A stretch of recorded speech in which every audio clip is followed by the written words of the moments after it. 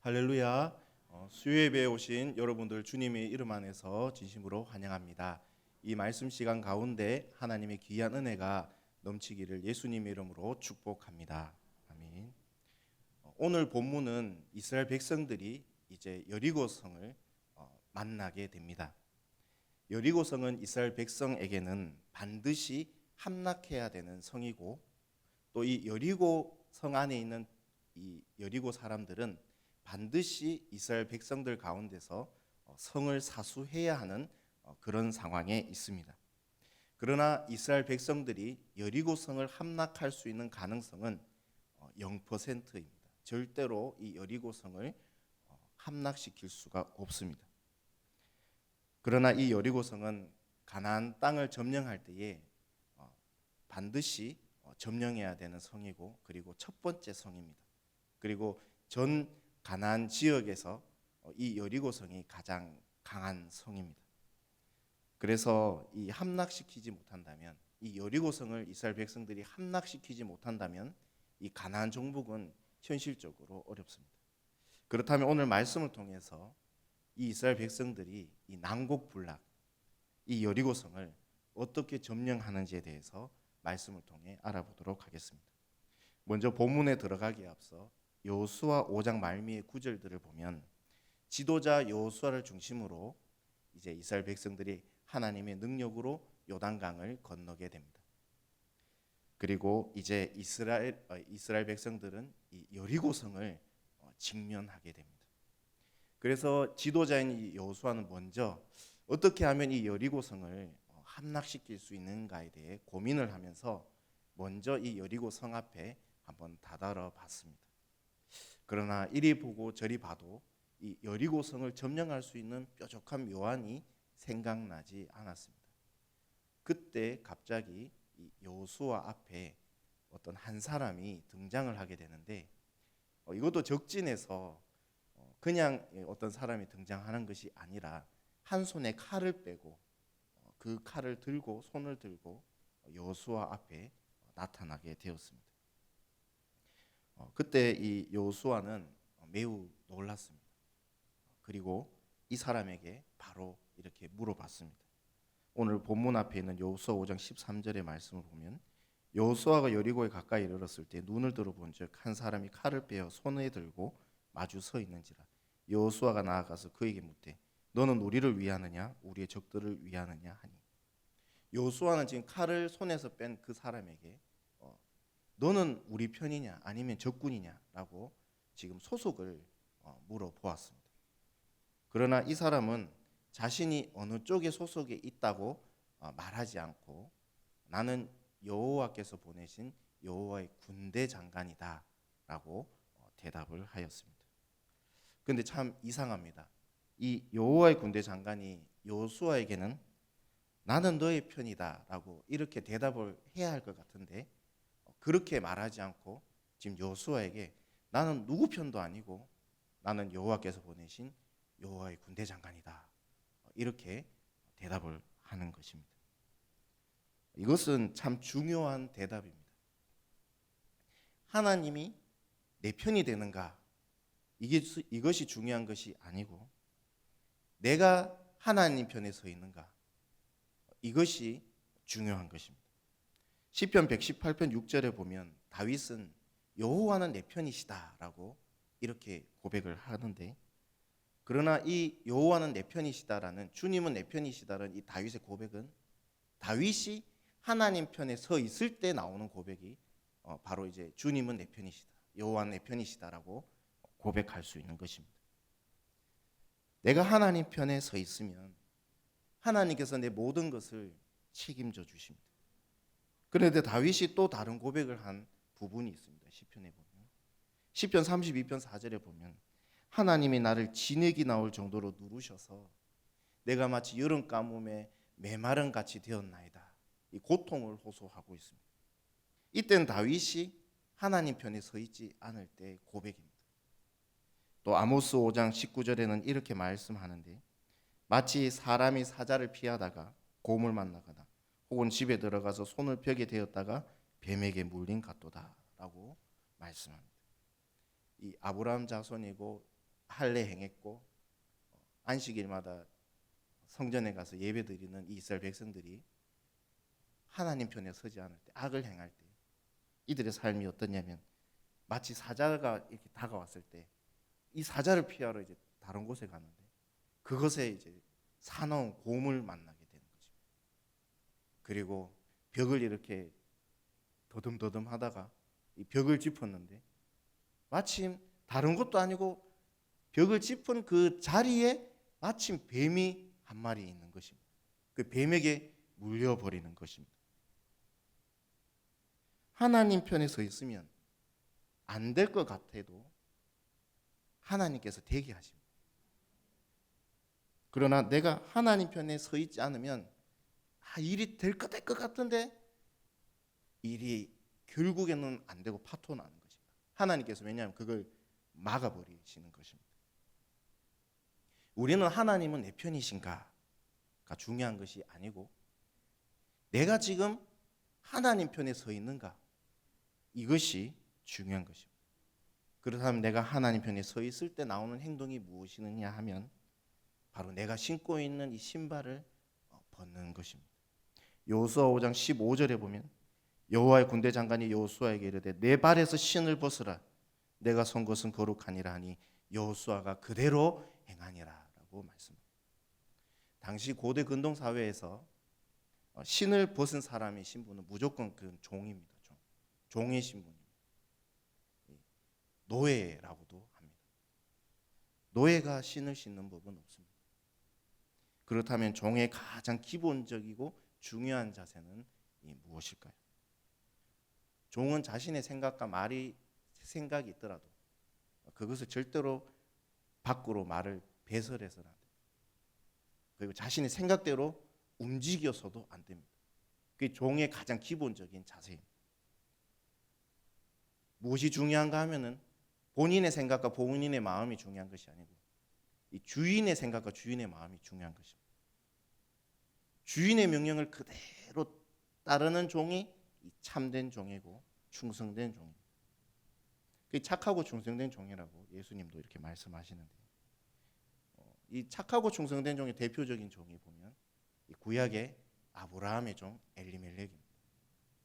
아브라함의 아들 이삭의 아들을 구할 때에 이 아브라함이 자신의 환도뼈에 엘리멜렉을 손을 넣으면서 다짐을 받습니다.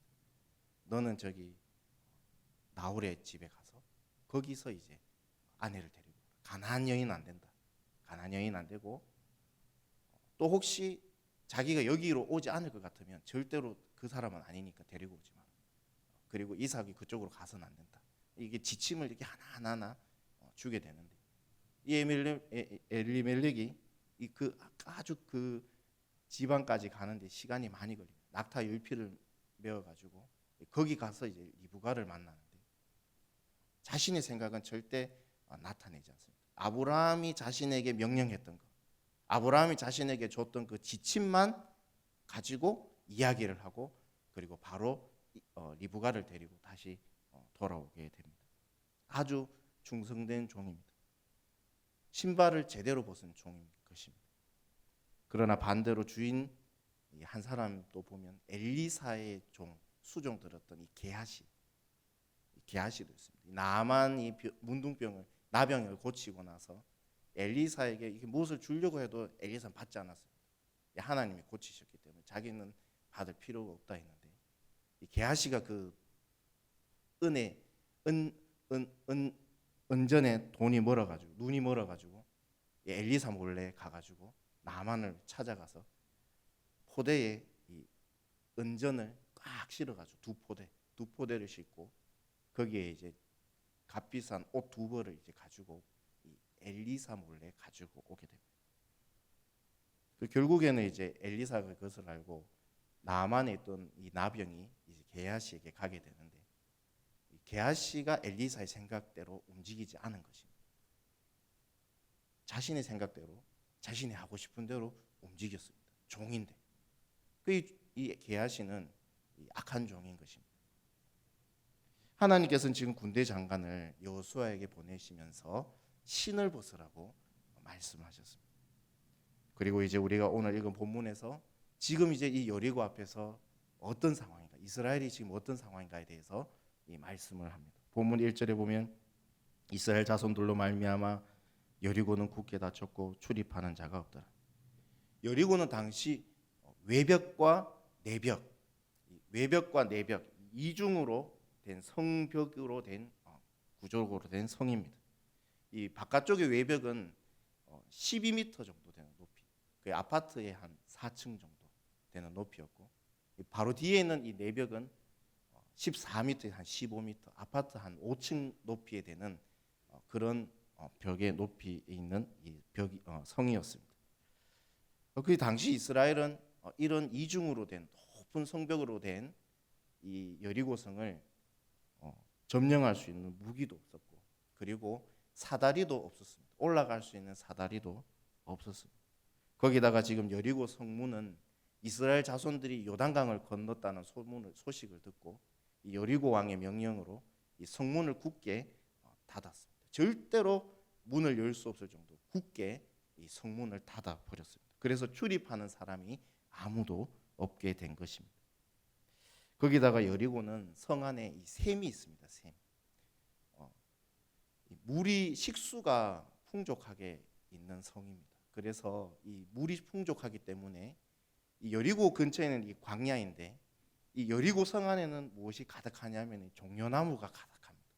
종려나무가 멋있게 이렇게 하늘로 솟아져 있습니다. 그래서 이 여리고 성의 다른 별명이 뭐냐면 이 여리고 성을 이 종려나무의 성읍이다라고 이렇게 불리기도 했습니다. 그런데 이 종려나무는 우리가 알고 있는 그런 종려나무가 아니라 이 대추야자나무.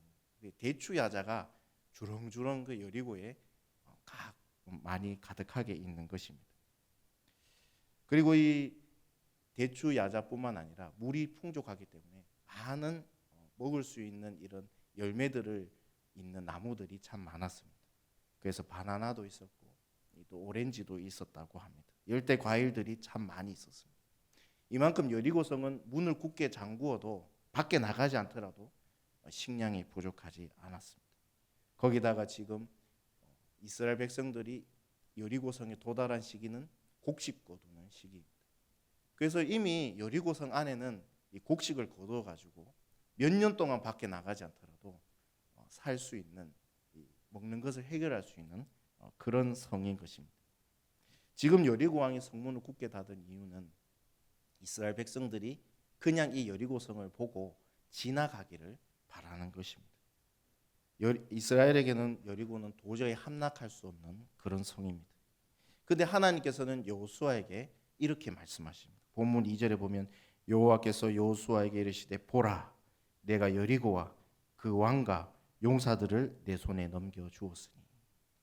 그런데 하나님은 이 상황에서 여호수아에게 뭐라고 말씀하시냐면 여리고 왕과 용사들을 내 손에 넘겨주겠다, 이렇게 말씀을 하시는 것입니다. 그리고 하나님은 이 굳건하게 닫혀있는 한 사람도 출입할 수 없는 그 여리고성을 점령할 수 있는 방법을 가르쳐 주십니다. 본문 3절, 4절, 5절의 말씀을 보면 너희 모든 군사는 그 성을 둘러 성 주위를 매일 한 번씩 돌되 여세 동안을 그리하라. 제사장 7은 7 양각 나팔을 잡고 언약궤 앞에서 나아갈 것이요 7번째 날에는 그 성을 7번 돌며 그 제사장들은 나팔을 불 것이며 제사장들이 양각 나팔을 길게 불어 그 나팔 소리가 너희에게 들릴 때에는 백성은 다 큰 소리로 외쳐 부를 것이라. 그래야면 그 성이 무너져 내리리니 백성은 각기 앞으로 올라갈지니라 하시매. 여호와께서 여호수아에게 여리고성을 함락하는 방법을 가르쳐 주시는데 그것은 7명의 제사장이 양각 나팔을 잡고 그 뒤에 언약궤를 메고 그리고 그 양각 나팔을 잡고 있는 7명의 제사장 앞에 무장한 군사를 두고 그리고 언약궤 뒤에 무장한 군사를 두고 그렇게 해서 매일 성 여리고성 한 바퀴를 도는 것입니다. 딱 한 바퀴를 돌고 6일 동안 그렇게 하고 7일째 되는 날은 한 바퀴가 아니라 7바퀴를 도는 것입니다. 그리고 7바퀴를 다 돈 후에 여호수아가 명령으로 소리를 외치라 이렇게 얘기하면 소리를 외치면 이 이중으로 된 여리고성이 무너진다라는 것입니다. 솔직하게 이 말씀은 얼마나 좀 허무맹랑한 그런 이야기입니까? 고도의 심리전을 이용해서 적군을 밖으로 내보내는 그 유인책도 아니고, 지형지물을 이용하는 그런 계책도 아니고, 아니면 뭐 우수한 무기를 어디서 가지고 와서 공격하는 것도 아니고, 단순히 제사장 7명이 나팔을 불고 그 뒤에 언약궤를 맨 제사장들이 언약궤를 메고 앞에 무장한 군사, 뒤에 무장한 군사, 그렇게 해서 성 한 바퀴 매일 한 바퀴씩 6일 동안 돌고, 그리고 7일째 되는 날은 7바퀴를 돌고, 그래서 외치라 이러면 와 외치면 성벽이 무너진다라는 그 말씀을 지금 요수아에게 하고 계셨던 것입니다. 이 이야기를 들으면 오히려 이스라엘 백성들은 사기가 떨어질 것 같습니다. 이게 무슨 말인가? 그리고 지금 삶과 죽음의 사이가 한 걸음밖에 나지 않은 그런 전쟁터입니다. 지금 나팔을 불고 시야 식별이 가능한 이 아침에 나팔을 불고 무장한 군사들이 아무런 공격 준비도 없고 방어 준비도 없이 그냥 그 성벽 주변을 한 바퀴 돌 때 성 위에 있는 여리고성 군사들은 어떻게 하고 있었을까요? 적군이 지금 눈앞에 있는데 활을 이렇게 준비하고 있지 않았을까? 아니면 돌을 밑으로 던질 준비를 하고 있지 않았을까? 공격할 준비를 지금 갖추고 있는 것입니다. 그런데 그 성 주변을 아무 말도 하지 말고 어떤 단어도 내지 말고 그냥 아무 말 없이 한 바퀴를 돌으라는 것입니다. 거기다가 나팔로 소리를 내라는 것입니다. 어쩌면은 자극을 줘서 적군으로 하여금 공격을 할 수 있게끔 만들 수도 있을 것 같은데, 하나님은 나팔을 불고 한 바퀴를 아무 말 하지 말고 돌으라고 하셨습니다. 사선이라는 말이 있습니다. 사선은 제수가 이제 살고 있는 교도소나 이런 데 보면 예전에 이 교도소 주변에 선을 이렇게 주위에 뺑 둘러 놓습니다. 그런데 그 선을 제수가 넘으면 이 총살을 시키는 거예요. 총살해도 그건 합법적입니다. 그러니까 절대로 이 제수는 사선을 넘어서는 안 됩니다. 그런데 지금 이스라엘 백성들이 이 여리고에서 사선은 뭐냐면 이 성주위. 지금 돌고 있는 이 성주위가 이 이스라엘 백성들에게는 사선인데 하나님께서는 지금 거기를 돌으라고 하신 것입니다. 그런데 여호수아가 이 하나님의 말씀을 듣고 흔들림 없이 이스라엘 백성들에게 이 하나님의 명령을 전합니다. 너희들 7명의 제사장을 일어서고 그리고 양각 나팔을 준비해라. 그리고 언약궤를 메라. 그리고 무장해라. 무장해서 반은 제사장 양각 나팔 부는 제사장 앞에 서고 그 나머지는 언약궤 뒤에 서라. 자, 진군한다. 이렇게 얘기하면 이제 아무 말 없이 이스라엘 백성들이 움직이는 것입니다. 그대로 어느 누구도, 그리고 이스라엘 백성들도 어느 누구 한 사람도 대꾸하지 않고 이 여호수아의 명령에 순종합니다. 본문 8절과 9절에 보면 여호수아 6장 8절 9절을 보면 여호수아가 백성에게 이르기를 마침에 제사장 7은 양각 나팔 7을 잡고 여호와 앞에서 나아가며 나팔을 불고 여호와의 언약궤는 그 뒤를 따르며 그 무장한 자들은 나팔 부는 제사장들 앞에서 행진하며 후군은 궤 뒤를 따르고 제사장들은 나팔을 불며 행진하더라. 이해되지 않는 하나님 말씀에 중요한 것은 여호수아와 이스라엘 백성들이 어느 누구 대꾸하지 않았다는 것입니다. 이게 일이 되겠나? 이게 무슨 여리고성을 함락시키는 방법이냐? 이렇게 얘기한 사람이 아무도 없었다는 것입니다. 한 사람도 대꾸하지 않고 하나님께서 이 이해되지도 않는 이 말씀을 주셨을 때 이 여호수아와 이 이스라엘 백성들은 아무 말하지 않고 온전한 순종을 나타내었습니다. 하루에 한 번 그 위험천만한 이 여리고성 주변을 주위를 돕니다. 그리고 다시 진영으로 돌아옵니다. 그리고 잊지 말 것은 성주위를 돌 때는 반드시 어느 누구도 한 사람도 말을 해서도 안 되고 소리를 내어서도 안 됩니다. 영어 성경에는 한 단어도 내서는 안 된다라고 되어 있습니다. 오직 들리는 소리는 이 제사장이 부는 7명의 이 양각 나팔 소리만 들려야 되는 것입니다. 그런데 이렇게 6일 동안, 첫째 날부터 6일 동안 이스라엘 백성들은 한 사람도 불순종한 사람 없이, 어느 한 사람도 한 단어도 내지 않고 하나님의 말씀에 온전히 순종한 것입니다. 그러나 아직 여리고성은 아무런 변화가 없습니다. 그리고 마지막 7일째 되는 날은 그전 첫날부터 6일째 때보다 더 빨리 일어나서 이 진군을 준비했습니다. 여호수아 6장 15절에 보면 일곱째 날 새벽에 그들이 일찍이 일어나서 전과 같은 방식으로 그 성을 7번 도니 그 성을 7번 돌기는 그날뿐이었더라. 먼동이 트기 전, 첫째 날부터 6일까지는 이른 아침이었는데 이 마지막 7일째 때는 먼동이 트기 전 새벽이었습니다. 그때 이스라엘 백성들은 어김없이 하나님의 말씀에 순종해서 7명의 제사장들은 양각 나팔을 이렇게 준비하고, 그리고 언약궤를 메는 제사장들은 그 언약궤를 다시 메었습니다. 그리고 무장했었던 첫째 날부터 6일 동안 무장했었던 군사들도 자신의 자리를 위치에 섰습니다. 이제 여호수아가 다시 명령합니다. 진군하라. 그때 이제 7일째 되는 날은 하나님의 말씀대로 여리고성을 7바퀴를 다 돌았습니다. 그런데 신기한 것은 여리고성 위에서 어느 누구도 7일 동안 이 이스라엘 백성들에게 활시 하나 당기는 병사가 없었던 것입니다. 이제 7일째 되던 날 이스라엘은 성 주위를 7바퀴를 다 돌았습니다. 7일 동안 여호수아와 이스라엘 백성들은 정말 이해되지도 않고 어떻게 보면 허무맹랑한 이 하나님의 말씀을 온전히 순종했습니다. 성을 돈 지 7째 날 성 주위를 7바퀴를 돈 이스라엘 군사들은 이제 진군을 멈추고 여리고성 한가운데 대기했습니다. 여리고성 밖도 조용하고 여리고성 안도 조용합니다. 이때 7명의 제사장들이 본문 6절의 말씀처럼 양각 나팔을 아주 길게 불었습니다. 여기서 길게 분다란 말은 시간차로 길게 부는 것도 있지만 온 힘을 다해서 폭발음을 낸다라는 뜻입니다. 그러니까 이 양각 나팔을 잡고 길게 이 제사장들이 부는데 마지막 이제 7바퀴를 다 돌고 아주 6일 때하고는 다르게 자신의 온 힘을 다해서 하늘을 향해서 이 나팔을 7개의 나팔 소리를 내는 것입니다. 그때 이 소리를 듣고 여호수아가 거기에 있던 이스라엘 군사들에게 명령을 내렸습니다. 외치라.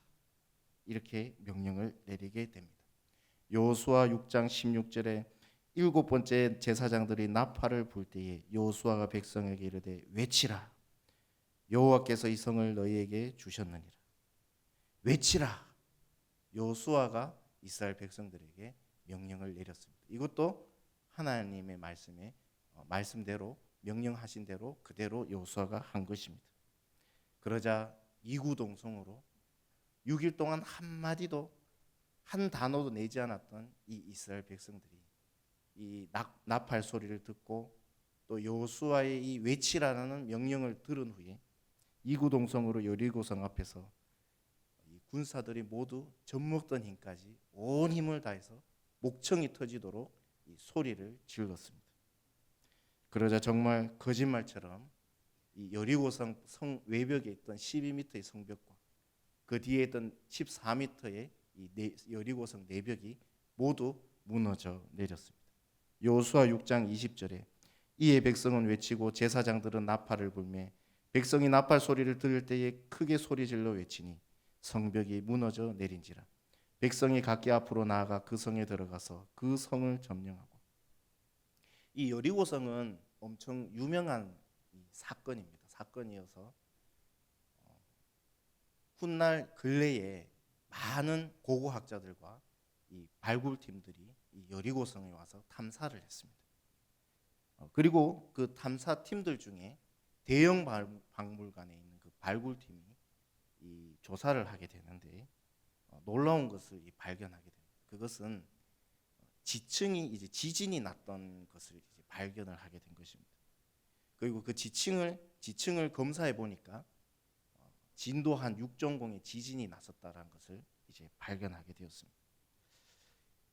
지진의 이 진도 6.0 정도면 다이너마이트, 이 채석장에서 다이너마이트 이 10,000개를 동시에 터뜨리는 것과 같은 폭발력이라고 합니다.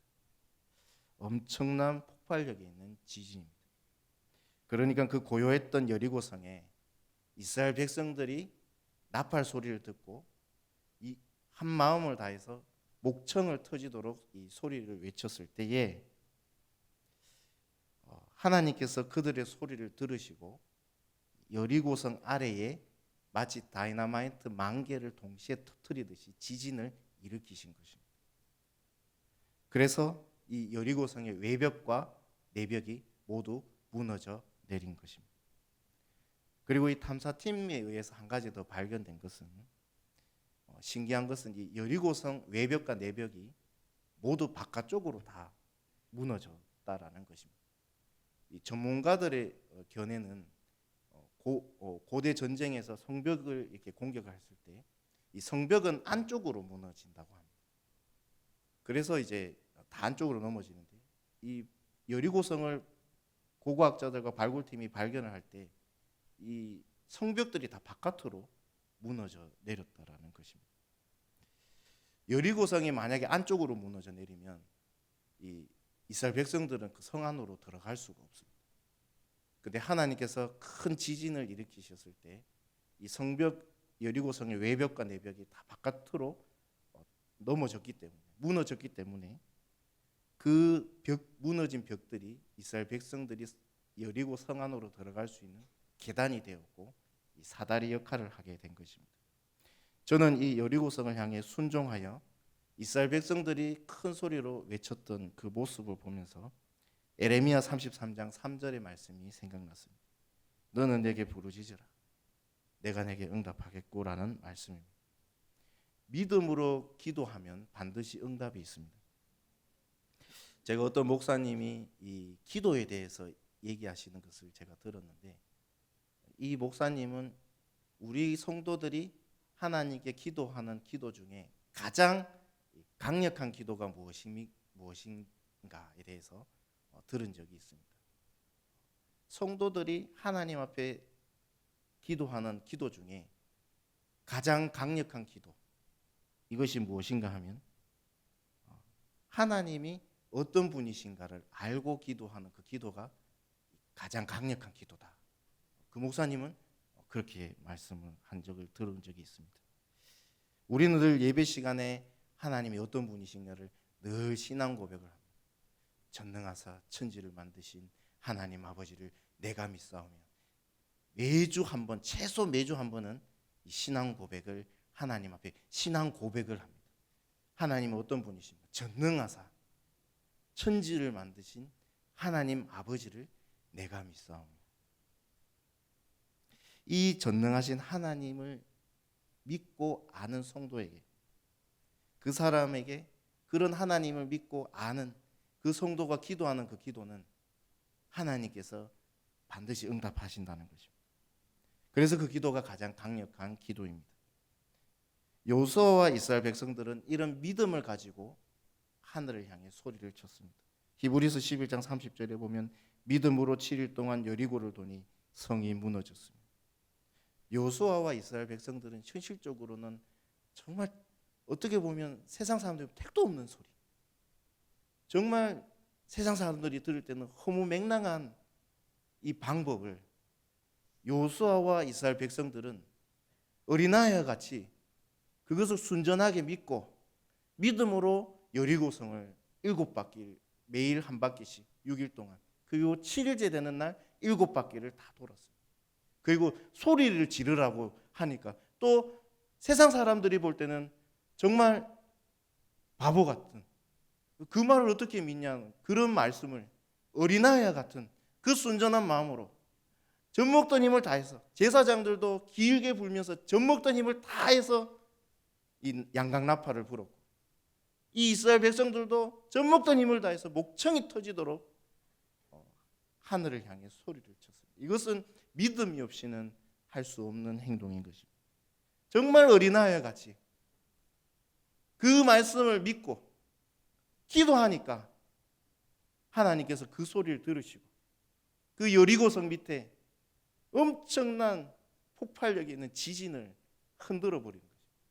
그러니까 여리고성이 절대 이거 무너지지 않는 성인데 그냥 여지없이 그냥 무너져 버리는 것입니다. 믿음으로 7일을 돌았고 믿음으로 소리를 쳤는데 믿음으로 소리를 친 그 소리가 메아리가 아니라 하나님을 움직이는 기도가 된 것입니다. 우리는 내가 한번 잘해보려고 해도 오히려 여리고성처럼 문까지 걸어 잠기는 암담한 문제를 만날 때가 있습니다. 여리고성을 만나는 것은 이스라엘과 여호수아만 만나는 것이 아니고 우리도 이 삶의 여정 가운데 도저히 답이 보이지 않고 암담한 이 여리고성 같은 문제들을 우리도 만나게 됩니다. 학업과 취업, 결혼, 사업, 가정, 자녀, 인간관계, 질병 등 도저히 풀리지 않거나 풀지 못하는 이 암담한 문제들이 우리들은 만나게 되는 것입니다. 그런데 오늘 이 시간 말씀을 통해서 하나님께서는 저와 여러분들에게 이렇게 말씀하시는 거죠. 내 신발을 벗어라. 내 생각과 내 경험을 과감하게 벗어버리고 하나님만 의지하시기 바랍니다. 하나님께서 말씀하시고 가르쳐 주시는 대로 움직이겠습니다. 순전한 믿음을 가지고 어린아이 같은 순전한 믿음을 가지고 믿겠습니다. 각성하고 결단해야 됩니다. 두 번째로 순종입니다. 어떤 말씀이든지 하나님께서 말씀하시는 건 순종하겠습니다. 주여 말씀하옵소서.